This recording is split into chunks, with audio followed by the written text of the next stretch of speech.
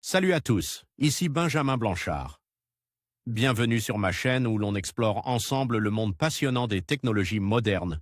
Si vous êtes intéressé par les dernières innovations et que vous voulez rester à jour sur ce qui change notre quotidien, pensez à vous abonner. Aujourd'hui, on va plonger dans un sujet incontournable des nouvelles tech. Prêts à découvrir? C'est parti. Bonjour à tous. Dans cette vidéo, je vais explorer un sujet qui nous concerne tous, la précision des GPS. Que ce soit pour naviguer en voiture, pour faire de la randonnée ou même pour suivre nos activités sportives, nous dépendons de ces systèmes de positionnement. Mais à quel point sont-ils fiables? Je vais vous expliquer les différents facteurs qui influencent leur précision, les technologies utilisées et vous donner quelques chiffres intéressants. Restez avec moi pour découvrir tout ce que vous devez savoir sur le fonctionnement des GPS et leur fiabilité dans notre quotidien.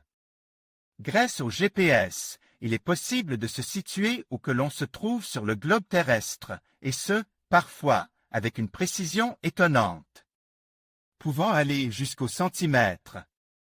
Le fonctionnement du GPS repose sur une série de satellites en orbite autour de la Terre.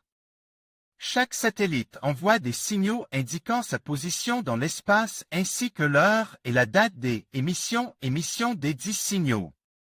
Nos puces GPS, quant à elles, réceptionnent ces signaux et calculent ensuite, par trilatération, notre position, latitude, longitude et altitude sur le globe. Pour que le système fonctionne, il faut compiler les données reçues de 4 satellites, 3 pour la position et 1 pour la synchronisation. La précision des horloges atomiques. La synchronisation? Oui, parce que notre position se déduit notamment de la durée de parcours entre le satellite émetteur et le boîtier GPS récepteur du signal. Les informations des 2 horloges doivent donc être extrêmement précises et synchronisées. Un décalage d'une microseconde entraîne une erreur de positionnement de quelques 300 mètres. D'où le recours à des horloges atomiques.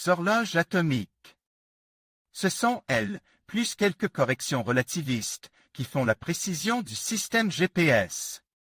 Nos boîtiers GPS n'étant pas équipés de telles horloges, le redatage est produit par l'horloge atomique embarquée dans un satellite. Puces et boîtiers GPS.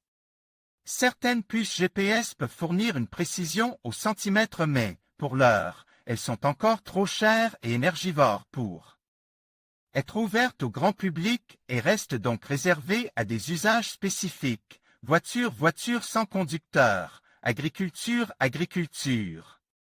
De précision, application militaire, etc. Nos boîtiers GPS et nos smartphones, quant à eux, offrent une précision qui oscille, pour les meilleurs d'entre eux, entre 5 et 10 mètres, ce qui est déjà tout à fait intéressant. Les satellites Galileo pour plus de précision. Le système de navigation européen Galileo devrait bientôt permettre d'améliorer ces chiffres. Les responsables du programme tablent sur une précision de moins de 5 mètres pour le grand public. Les horloges atomiques des satellites Galileo sont en effet plus récentes donc plus précises que celles du système américain que nous utilisons actuellement. Grâce à l'usage de multifréquences, leurs signaux seront également moins affectés par leur passage dans la ionosphère ou par les problèmes de réflexion sur les bâtiments. En conclusion, la précision des GPS dépend de plusieurs facteurs, notamment de la technologie utilisée, des conditions environnementales et de la qualité du signal. En général, un GPS standard peut atteindre une précision d'environ 5 à 10 mètres, tandis que des systèmes plus avancés, comme le GPS différentiel, peuvent réduire cette marge d'erreur à quelques centimètres. Il est essentiel de comprendre ces nuances pour tirer le meilleur parti de cette technologie dans notre vie quotidienne. Merci de votre attention et à bientôt pour de nouvelles explorations technologiques.